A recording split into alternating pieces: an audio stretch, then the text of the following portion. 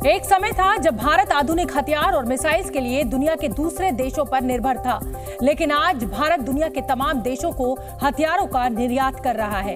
खासतौर पर लैटिन अमेरिकी, खाड़ी देश, अफ्रीका और एशिया के कई देशों में मेड इन इंडिया हथियारों की डिमांड बढ़ गई है। भारतीय हथियारों की कम कीमत और उनकी विश्वसनीयता को देखते हुए दुनिया के कई देशों ने उन्हें खरीदने की बात कही है। जिन भारतीय हथियारों की मांग सबसे ज्यादा है उनमें पृथ्वी, आकाश और ब्रह्मोस मिसाइल प्रमुख है। साथ ही लड़ाकू विमान तेजस, हेलीकॉप्टर, ध्रुव और प्रचंड की भी कई देशों में भारी डिमांड है। Multi barrel rocket launcher Pinaka, 155 mm artillery gun और बख्तरबंद गाड़ियों की भी बिक्री बढ़ी है। जानकारों के मुताबिक पिछले वित्त वर्ष में भारत ने 85 देशों को हथियार निर्यात किए हैं। आंकड़ों के मुताबिक बीते 6 वर्षों में भारत का हथियार निर्यात 10 गुना से भी ज्यादा बढ़ा है। वित्त वर्ष 2022-23 के दौरान भारत ने 16,000 करोड़ रुपए से ज्यादा के हथियारों का निर्यात किया है। वहीं मौजूदा वित्त वर्ष के लिए भारत ने 20,000 करोड़ रुपए के हथियार निर्यात का लक्ष्य रखा है। ब्रिटेन दौरे पर गए रक्षा मंत्री राजनाथ सिंह ने आज लंदन में महात्मा गांधी की प्रतिमा पर फूल चढ़ाकर उन्हें श्रद्धांजलि दी। ब्रिटेन में दोनों देशों के रक्षा मंत्रियों के बीच द्विपक्षीय बैठक होने वाली है। कुछ दिन पहले हमने आपको दुबई के एक पेंट हाउस के बारे में जानकारी दी थी जिसकी कीमत 1600 करोड़ रुपए है, लेकिन आज दिल्ली से सटे गुरुग्राम में प्रॉपर्टी की होड़ से जुड़ी खबर आपको दिखाएंगे, जहां रियल एस्टेट कंपनी डीएलएफ के एक लग्जरी प्रोजेक्ट के लिए खरीदारों की होड़ मच गई, जिसका नतीजा ये हुआ कि बुकिंग शुरू होने के सिर्फ 3 दिन के भीतर डीएलएफ ने 7200 करोड़ रुपए के मकान बेच दिए। डीएलएफ का luxury housing project Privana south Gurugram के सेक्टर 77 में बनेगा। 25 एकड़ एरिया में फैले इस हाउसिंग प्रोजेक्ट में 1113 लग्जरी अपार्टमेंट्स बनेंगे।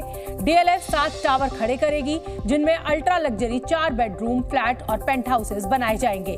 प्रिवाना साउथ प्रोजेक्ट में एक फ्लैट की औसत कीमत 7 करोड़ रुपए से ज्यादा होगी। खास बात तो यह है कि अभी तक इस प्रोजेक्ट पर काम भी शुरू नहीं हुआ है और प्री बुकिंग में ही सारे फ्लैट्स बिक गए।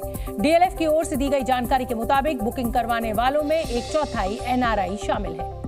पूरे उत्तर भारत में सूखी ठंड हड्डियां जमा रही है, तो वहीं कोहरा है कि घर से बाहर निकलना मुश्किल कर रहा है।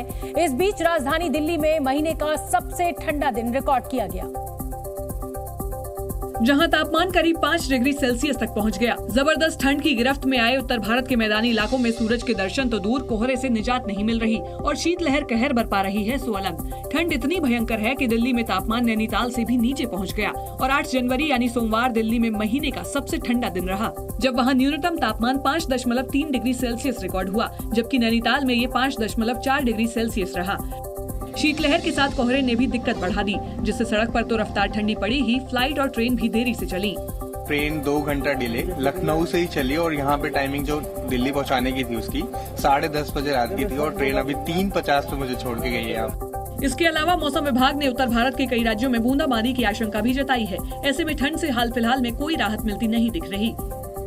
मैदानों से लेकर पहाड़ों तक ठंड तो है लेकिन बर्फ नहीं। जम्मू कश्मीर और लद्दाख में तापमान माइनस में दर्ज हो रहा है, पानी जम भी रहा है लेकिन बर्फबारी नहीं हो रही, जिससे आने वाले दिनों पर खतरा मंडरा रहा है। जम्मू कश्मीर लद्दाख की जमीन बर्फ को तरस रही है। सैलानी जो बर्फ से लदे पेड़ और वादियां देखने पहुंचे थे वो जमी हुई झील देखकर लौट रहे हैं। वहीं गुलमर्ग जो जनवरी के महीने में 5-5 फीट बर्फ से ढका होता था, वहां बर्फ का सूखा पड़ रहा है।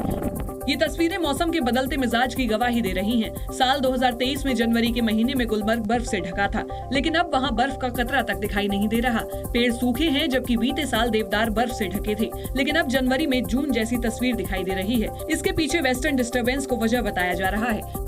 1 दिसंबर से लेकर के अभी तक कोई एक्टिव वेस्टर्न डिस्टर्बेंस नहीं आया, जिससे कि मैदानी इलाकों में अच्छी बारिश हो जाए और पहाड़ी इलाकों में बर्फबारी हो जाए।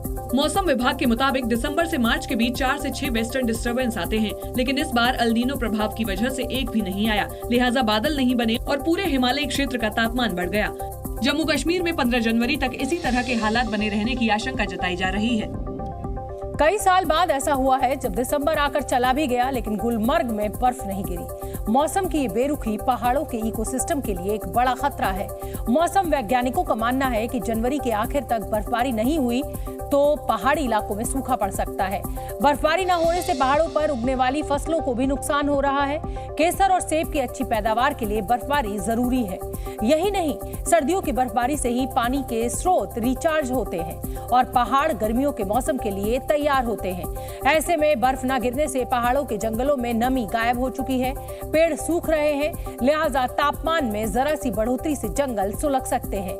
लद्दाख में भी बर्फबारी न होने से ग्लेशियर्स की सेहत बिगड़ रही है और आने वाले दिनों में पीने के पानी का संकट भी पैदा हो सकता है।